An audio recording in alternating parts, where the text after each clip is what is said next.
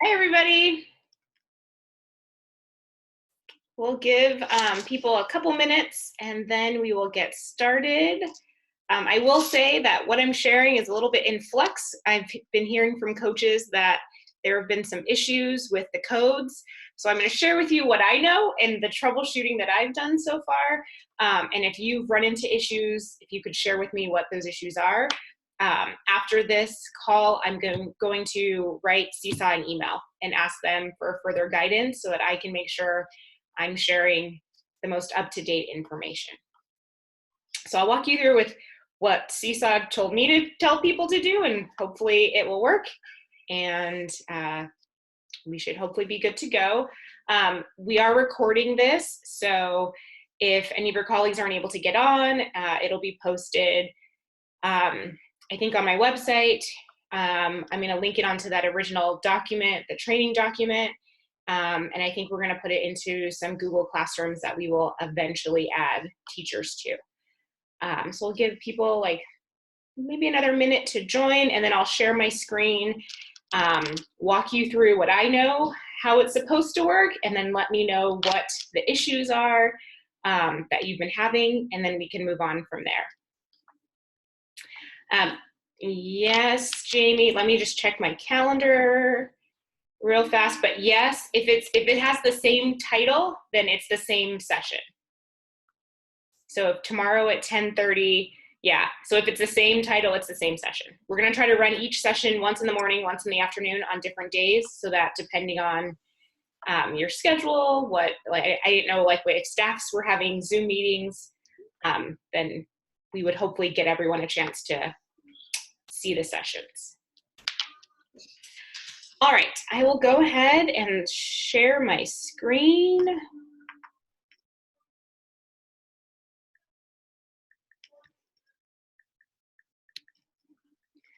I'm going to move some of these controls out of my way. Okay. So let me get into a Seesaw class. So the way that the home learning codes are supposed to work in Seesaw, we've turned them on at the district level. And what you're supposed to be able to do is go to the wrench. And then in this section for students, there's an option for home learning codes. You can click on that. And then you have the option to either print the codes or to download the codes. If you choose to print the codes, it will give you 1 page per student of a code for them to sign in. So the first page, it's very similar to when you print the codes for parents to connect. The document will look like that. So the first page is just directions for you, and then the rest of the pages are 1 page per student of their individual directions. Now you'll notice on this document here, it says the codes expire after 90 days from today, which is June 15th. So if you did this on Friday, you're going to have a different expiration date. But every time you hit the print button, it generates a new code for every student in your class. Now, I've been told, and in looking through Seesaw's literature, even if you generate a new code for the students, the old codes are supposed to still work. I've been told that that is not the case, that some teachers are told that it's expired. It's okay, bye. But so this is what it's supposed to be. And then because I don't have any students in this fake Seesaw class, it's not going to show you a page. So this is the actual page of what it would look like for the students. So it's going to have the student's name at the top. It tells them that they can go to the website, or they can install the Seesaw class app. Then they tap I'm a student, and then it's a 12 letter code that they can type in, or they can scan this QR code. And it will also have the expiration date down at the bottom for students. Again, I've been told by people that they've done these steps, they've sent this paper home, or they screenshotted it and sent it in family messages. And like one teacher said 18 of her kids were able to connect no problem, and the other 2 kept saying the code was expiring. So I'm not quite sure why that is happening. I am going to be emailing Seesaw because that shouldn't be happening. Whoops, sorry. I need to move some of these controls that you can't see, so you're probably like, what is she doing? And then the other thing from this slide deck I kind of wanted to share here was just a little bit about it, but it does say that once they're signed in, that they'll stay signed in for a year or until they sign out. Part of me is wondering if the kids are signing out, and then when they go to sign in with that same code, it's not letting them. So I don't know if that's been the case for any of your students, if they've signed out, and then when they try to sign in with that same code, it says it's expired, or if the codes are just saying that it's expired from the start. So I'm trying to read some stuff in the chat. The best way that I've heard to get the codes to students, since the kids aren't with us right now, I've heard teachers like taking screenshots of it and sending that through the family announcements. I did have one school, I was just on a call with all the coaches, and I think they are going to physically mail them home to kids. So whatever you think is going to work best for your students, feel free to do that. So yeah, there's some great ideas on what people have done in the chat if you want to open that up and read some of those ideas. So I'm gonna go back to not share my screen so I can see people's faces. What issues have you had if you've tried to send home the codes?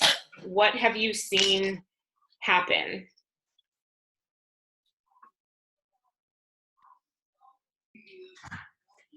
I'm wondering, can you hear me? Yes. Can you see me? I cannot see you, but I can hear you. How do I send these codes to the principal so she can send it out? Because I clicked on download your class codes or something, and it opened up a spreadsheet. Yeah. And so the codes are on there, and it is 1, 2, 3, 4. It is 12 letters, but she said that's not going to work. Yeah, no, so you don't want to click on download the codes because it will give you like an Excel spreadsheet, which is not going to be useful. You want to click on the option that says print the codes. That will give you a PDF, and then you could send that PDF to your principal. Oh, I see. Okay.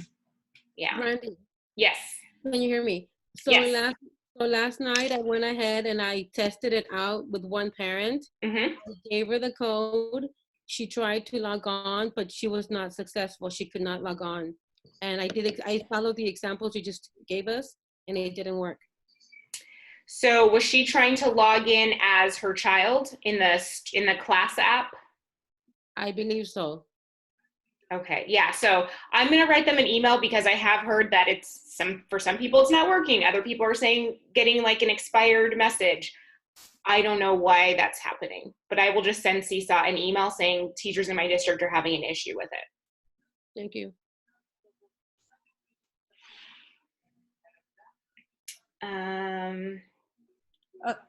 Brandy? Yes. So I'm the one that emailed you. You emailed me something about merging my old email and my new email. Okay, so I figured out how to log out, and I logged back in using my old email. So now I do have access to the Aries. Yep. So I'm just waiting for them to merge. So for now, I'll just enter the class using my old email. Okay, perfect. Okay, but now I can't see you guys. So how do I get back onto Zoom? I could hear you guys, but I can't see you guys. Do you know what I mean? I don't know where that went. I have a question, Brandy. Yes. Now I sent out a link. I think it's the right link. I'm getting a lot of requests to access the different folders. Should I be getting that from students? To request to access what folders? In Seesaw, you know, their Oh, like a math folder or a reading folder. Right. Should I be getting? You shouldn't be getting that. I'm having to approve whether I Getting that. No, I shouldn't be. Okay. Okay, so maybe I did something wrong. Yeah, and if there's any, like I said, I know that there's issues. I can always hop on a Zoom one-on-one. We can share screens so I can kind of see what's happening with your specific situation. Let's see. What else are we supposed to talk about? Okay. Brandy? Yes. Sorry, I'm having trouble hearing. I hear a lot of background noise. Okay. Let's see. I'm going to go Sorry. through and mute everybody. Okay. Is that a little bit better? Yes, much better. Perfect. So any other issues with the Seesaw login, the home learning logins? And just looking at faces, most of you are TK to 2, because the older kids, if they were going to choose to use Seesaw, they could log in with Google, and this hasn't been an issue with Google, but with the primary kids, the home learning codes have been an issue. Brandy, I had a quick question. Yes. Okay, so the student needs to make sure that they have the class app. They can't use the parent app on the phone, correct? Correct. Okay. So if I was going to use my phone, like if Lauren and I were going to share my phone, I can have both the class app and the family app on my phone. But Lauren would need to go into the class app to do any work, and I would just be looking at the family app as her mom. Got it. Okay, thank you. Mm-hmm. Oh, let me unmute you, Susan.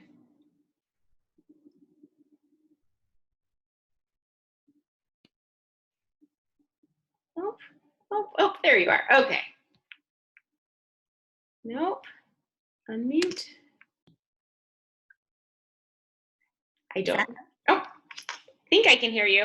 Okay. Yes. I know you said that every time they log off, they're going to have a new code to log in. So I think maybe that might be the problem, because I think a lot of the kids have to share devices with their siblings. Yeah, so that's what my initial thought when I was getting my kids, the link or the code says it's expired. My initial thought was they had to log off because someone else needed to use it, and when they tried to log back in, it didn't work. So I'm going to ask Seesaw if that is the case. Okay. And then if it is, I'm going to ask them if they could do something to fix that, because we're going to have a lot of kids sharing a device, because if I had more than one child, she'd be sharing a device with her sibling. Oh, okay. Yeah, because it might be even daily within the same day. Yeah. They might. Okay. Thank you. Yeah. So I will ask. That's my initial thought of why some of the codes say they're expired. I don't know if that's true, but we'll see. Because in reading the documents, it does say that once they log in, they can stay logged in for a year. Oh. But if you have to share a device, you need to log out so brother or sister can log in. Okay. Thank you. Mm-hmm. Brandy? Yes. Question. Mm-hmm. So can we do Seesaw through Google Classroom? And if we are able to do that, once they log in and log out, it wouldn't lose their Seesaw login through there?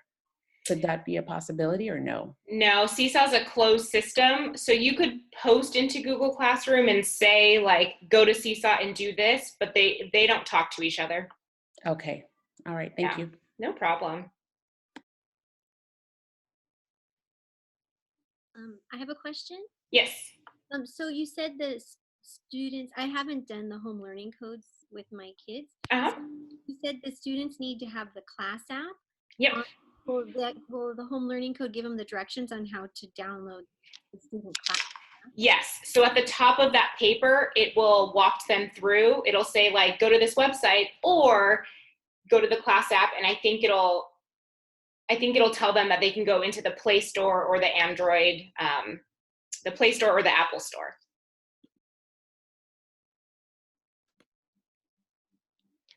Okay, and then the other thing we were going to talk about in this session was family announcements and student announcements. So let me just get out of here. This is going to be a very bad class to do this in because I don't have anyone connected, but I'm assuming most of you have connected your families, which would work if I had students here. But if you wanted to message anyone, you can just click on your inbox. And then Now that students aren't in front of you, Seesaw, in a couple of the threads that I've read, they are recommending that you do send student announcements now, just so it shows up for kids in their journal. They can see like any directions you have for them, or even if you're just saying like, good morning, have a great day, whatever you might want to share with them. Seesaw is recommending that now. With the littles, I don't know how much of it they're going to be doing on their own. So you may still just want to stick with the family announcements.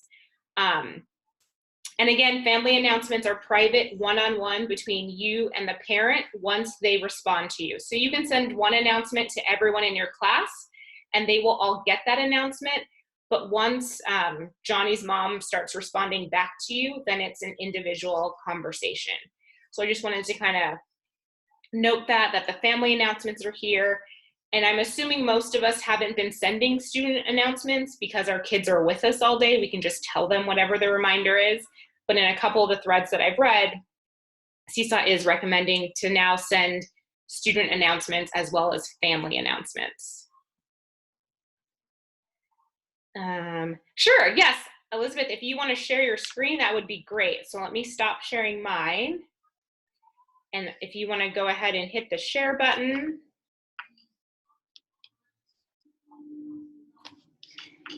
And then Yvonne, you would just need to unmute yourself, or I can unmute you.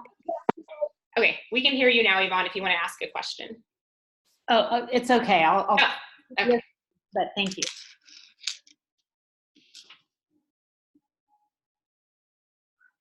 Okay, so this is Elizabeth. She is in her kindergarten class, and she's sending student announcements here, you know, about different things that are happening, because right now she doesn't see the kids, and now she's clicked on her family announcements, and then the same thing. So you can see that she's sending the messages to the kids and to the students, which Seesaw is recommending right now just because you're not seeing the kids, but that's completely up to you.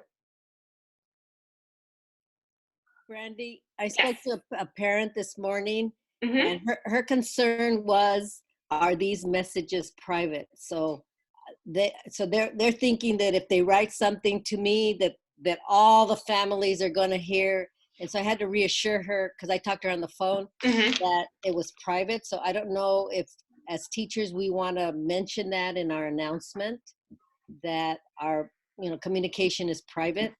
Definitely. It is 100% private. Even though the one message you're sending goes out to all of them, as soon as they respond back to you, it's a one-on-one communication.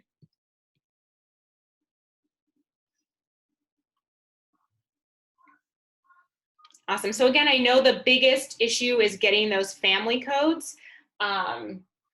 So as soon as I get off this call, I will send an email to Seesaw asking them for further clarification, because from the videos that I've watched, from everything that I've read, you're just supposed to print the codes, give them to the kids, and it's supposed to work.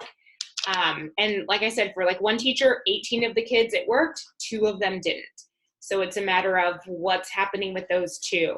And I think it's kind of what you were saying, Susan. My initial thought is maybe the kids are having to log on and off. And once they log off, it's now an expired code. But I also did have some parents who were trying to log in for the first time. That's how I realized the codes were changing. And I went back, and then the code was different. So actually I thought it was, I gave her the wrong code, but then I saw that happen like 3 times just today. Yeah, so and that Heidi West brought that up to me, and I think she had either emailed Seesaw or went online and somehow got in contact with them, but they told her that it does regenerate every time, but that the last, I think she said like 12 codes are supposed to still be good. So Brandy, when you're talking about code, you're talking about the QR code. The QR code, but now the home learning code comes with a QR code and a text code. Oh. So either one works. And do we have to send that new code out? You do need to send a new code out, and the reason for that is if you send home the regular class code that the kids have been scanning every day in your classroom, they then have access to say, I'm Johnny, when they're really Susie.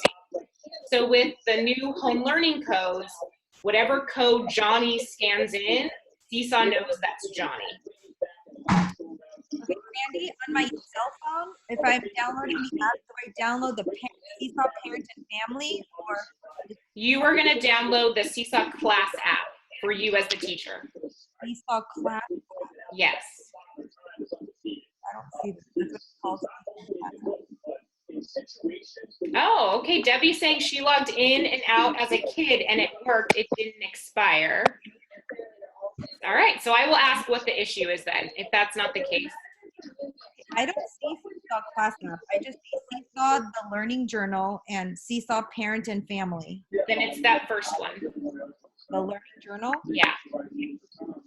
Does the icon should say Seesaw, have a little Seesaw logo and then class underneath it? Oh, I see. Okay.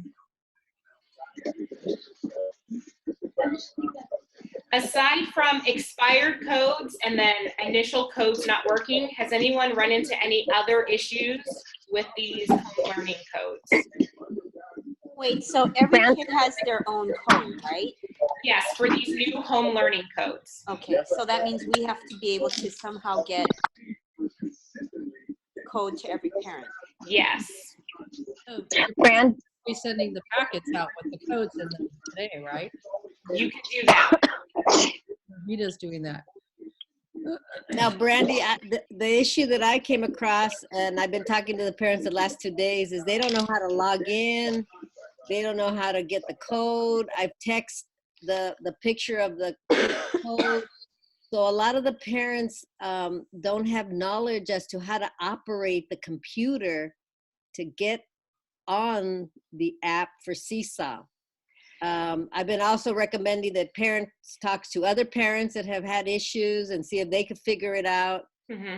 It's a lot of the learning of the parent that doesn't know how to manipulate, and they get panicky. They're like, oh my God, in Spanish, you know, I don't know how to use this computer and I don't know how to get the homework, and they're panicking. So I've been calling them and trying to reassure them and walk them through.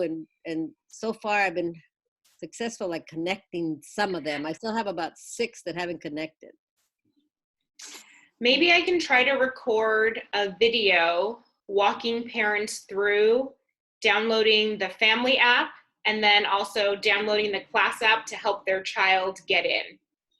So I can work on recording that this week. Because I shared that information with Mr. Martinez. I told him, you know, you want them connected, but a lot of the parents don't know how to operate the computer. And maybe when they have those breakfast meetings, they could, you know, maybe you could come in and teach the parents how to, you know, set up next year, how to do this, or we're going to, I don't know. Yeah. But in the meantime, maybe I can record some videos that like will show the screen so that they know where to tap and things like that. I can work on that. Quick question. So Yes. then if the kids or the parents have the app for the family, they have to have another app? Because all I was understanding from our at our site is that I downloaded the home learning codes and I screenshotted that and I just sent it as a message to each of the parents, and then they use that to I guess go through, and then the kids were able to access whatever activity. So I put an activity out there just as a practice to see, can they get on? I've gotten a few more since I screenshotted that once I clicked on the home learning codes and then sent it. So there's no other added downloaded app for that, correct? Yeah, so the home learning code is just for the students to be able to access your activities or whatever else you're posting. The family code, however you've been messaging them with Seesaw the entire year, that hasn't changed. Okay. It's just the home learning code. And then it also depends, and I left the coaches Zoom call that they were just on early, about whatever device the kids are on. Because if they're on a computer or a Chromebook, they're going to go to the website and type in the code or scan in the code. If they're on an iPad or a phone, they need to download the class app. Okay. So then with that sample activity, just to see if they're able to access it at home, for the kids that have done it, I'm checking them off saying they're going through it. Yeah. But for the ones that haven't accessed the activity, I also shared the technology hotline number for the parents. as well as another message to saying, just in case, you know, you haven't tried it yet or you're having trouble, Yeah. go ahead and call this number. Yeah, that's great. Okay. Okay. Because they can definitely help. I mean, they're not going to know Seesaw, but they'll know how to help them log in and get it situated. Yeah. Okay. Okay. Thank you. Randy? Yes. Hi. Hey. So if I wanted to test out the Seesaw, like the home learning on an iPad as a student, how do I do that? Like, how do I create so I can play with it and see what they're seeing? I've never done that. So I don't think that's a good question, because like if I was going to play with it on my computer, I would play as sample student, but I don't think they're going to give you a code for sample student. Right. I was trying to do that, and it's asking for a student ID number. Yeah. So let me ask, I'm going to grab my poor child's papers, ask about a code for sample student. That one doesn't work. Now, does that on the regular Seesaw that we've been doing all year, I can't do that as well, right? On, like, you know, activities. If you're going to log in just on your computer and you wanted to play around to see what the student version is, you could just play as sample student. If you want to go through this login process to see how the kids are going to log in, that I don't think right now you can do, because I don't think there's a separate login code for the sample student. It's only going to generate you codes for your actual kids. Yeah, because I wanted to, like, I'm having that problem as well. Some parents are, I just sent them out physically like today, so I know no one has them yet. But I know they're going to start because I had that experience with, you know, the initial Seesaw. Right. So I like to say, okay, remember, see this, you know, and so, or just be able to play with it. And so I know what they're looking at. Right, yeah, I will ask that. Great, thanks.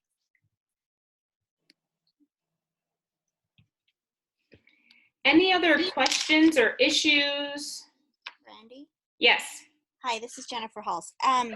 So I'm confused. Will the code change every time when they try to log in? So from what I've read, as soon as they log in, it will keep them logged in. The issue that people are having is, for some, they're trying it and it's not letting them even log in. It's saying the code is expired. So I'm going to email Seesaw and ask about that. My thinking, which has now turned out to not be the case, my initial thought was Johnny was logged in and then he needed to log off so Susie could log in. And then when Johnny tried to log in again, it was saying the code was expired. But I don't think that that's true. So I'm going to email them to figure out why people are getting messages saying the code is expired. And so how will you contact us when you have an answer about that?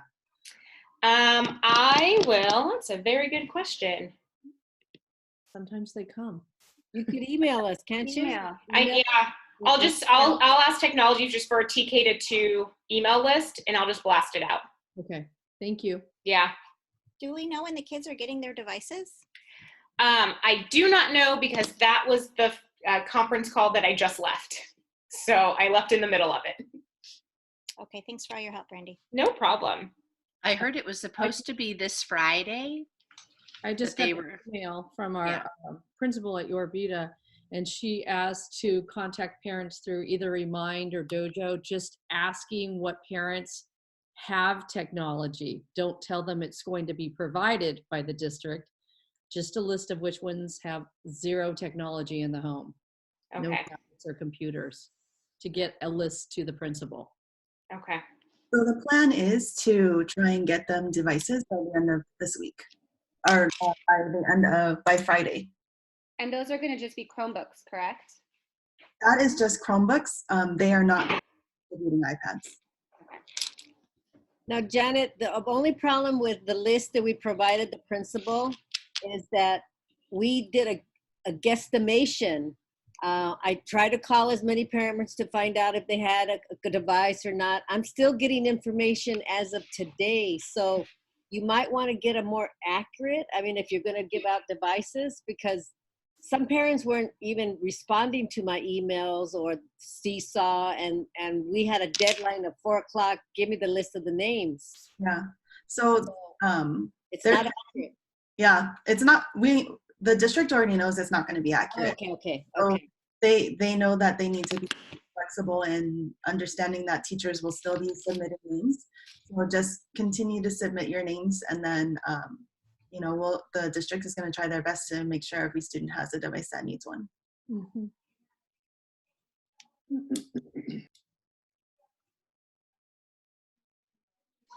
Any other questions or issues? Brandy, it's Yesenia. Yes. So if K2 kids aren't going to have iPads and they're going to be on the Chromebooks, is there something else that we need to prep our staff to send home? Like, how do the students know how to use Seesaw on the Chromebook? If it's not an app. Yeah, we're going to have to figure out. Because I'm going to assume many of my students don't have iPads. Yeah. So we're going to figure it out. Yeah, because they're going to, if the district iPads, they have to log in. There's not a guest mode. So they'd have to type in their S100, blah, blah, blah, blah, which for 5-year-old Johnny, that's rough. On the Chromebook, right? On a Chromebook, yeah. Right, so, okay.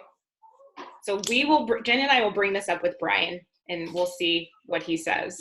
Okay. So Brandy, my other question is, like, my classroom has a cart with my iPads for my students.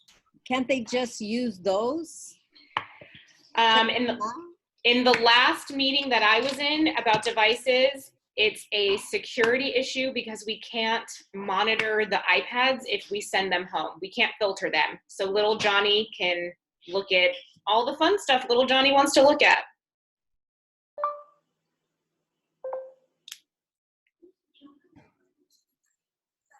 My daughter just said, "Who's Johnny?" So question was, to find the recording, they will be posted on my website. We are making grade span Google Classrooms that you guys will be added in at some point. So we will post it there. And then that initial document that had like the links for Zoom for all these trainings, I'll make a new column and I'll post it there as well. So it'll be in multiple places. Brandy? Yes. Good question. What is the difference between the regular Seesaw and the home learning? I do a lot of it on regular Seesaw. I read a story to them. They're supposed to record what they think and all that back. Now, what is the difference between both of these? I haven't seen the home learning. It's the same Seesaw. They're still going to be doing the same thing. The home learning code just allows them to sign in at home, and they can't see anyone else's work because it's a privacy thing. So like when I go into your classrooms and we do a Seesaw activity, they do their activity, and then at the very end, they pick their name, and then they post it. But if they're doing that at home and they pick the wrong kid's name, and we all have little angels, if they do something inappropriate and then they post it as this other child, we don't want that to happen. Okay. So the home learning code is linked to Johnny. So as soon as Johnny posts anything, he won't have to do that step of finding his name. It'll already post as Johnny. Okay, so it's just being able to do it at home, but the same thing pretty much. Yes, yeah. All the features are exactly the same. Okay, perfect. Thanks. So Brandy, when are we getting this home learning code? So you have to go into your Seesaw account. Okay. And download them or print them, and either if your parents are connected on Seesaw, you can screenshot it and send it to them that way, or ask the office to mail it home to kids. Brandy, can I clarify? Yes. When we send home learning codes home and it's on a Chromebook, is the website the same? Does it matter at that point? I guess I'm not. The website will be printed on the paper, and it's just web.seesaw.me. And that's where kids would have to go in, and the code that we print for them will work on that website. They don't need to use their student number? No, but to get into the district Chromebooks, they have to use their student number. Okay. Just to get into the Chromebook to do anything. And if the parent does have an iPad or a device for their child at home, when we send them the home learning code, it has to be done in the class app. It cannot be done in the family app. Did I understand that right? Yes. If the parents have a laptop or like any kind of computer, they're going to go to web.seesaw.me. If it's a mobile device, their phone, an iPad, a Kindle, then they need the class app. I have a question. Yeah. Yep. I have a question. My kids don't know their student number. They're great on the iPad. Is there some way we can get that information to parents? Yeah, I think that I don't know what number it is and what they need to know. Yeah, I think that was brought up in the end of that call, possibly that I left early from. So that is something that we need to figure out. Because my kids have never used a Chromebook, so I don't know how that's going to go. Yeah. The iPad, they're completely independent. You can access their student ID number through your Aries. Yeah. So it's the S10040 number. Okay. And if they've done Ingenuity, the after-school tutoring, they know how to log in through. No, I have TKs. They haven't done that, but I'll okay. So if we can get the parents those numbers, that would be great. Unless, do we need to do that, or is the district going to do that? Yeah. I don't know. So I will write that one down. Keep us posted. Yeah. Okay, thank you. Appreciate it. So print S. I sent all my kids the home learning QR codes and the sign-in codes in that one-page sheet.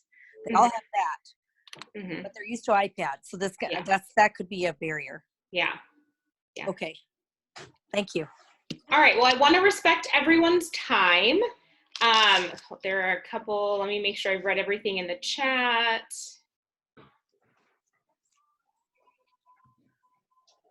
So the login, it's just going to be the 12 digits that come off that home learning code. Okay. If we're talking about the little Johnny 5-year-old trying to log into the district Chromebook, that involves the S100 number plus a password. So that's what we need to get clarification on, because I know your kids don't know that because they have no reason to know that. No. Okay. So I will get clarification on that. I know for myself, I can't access that information. I used to have super admin rights in Google where I could pull stuff like that, but I don't anymore.